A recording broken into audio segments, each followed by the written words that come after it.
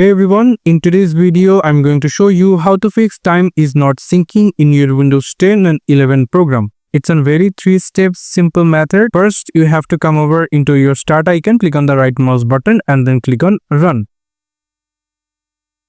After in run, you need to type here taskchd.ms and then you need to click on OK. After that, the task schedule will be open. And you need to click on to open task schedule library. You're going to open, go for Microsoft and then open Windows.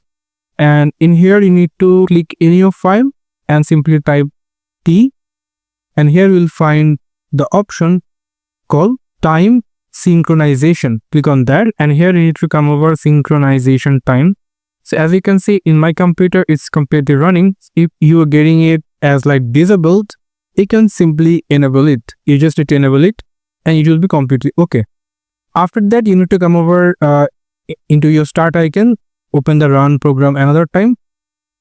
And here you need to type for services.msc. Click OK. And after that, here you need to just click any of file and then simply click T. And you need to come for the time broker option. And here you just need to click on restart. Boom. The problem will be solved. After that, you need to come over into your search option and here you need to search for control panel.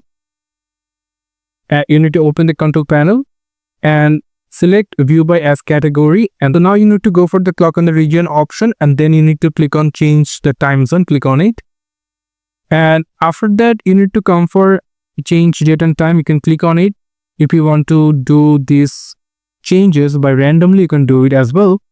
But the good is you need to come for the change time zone, and as you can see, it's all shaded here. I'm setting it into Dhaka. So after that, you need to come for internet time and click on the change settings option. And as you can see here is showing server time.windows.com. So we will going to change this server. So we're going to type here time.8ist.gov and simply update now. Click OK. And OK. Thank you so much for watching this video. Don't forget to like and subscribe the channel.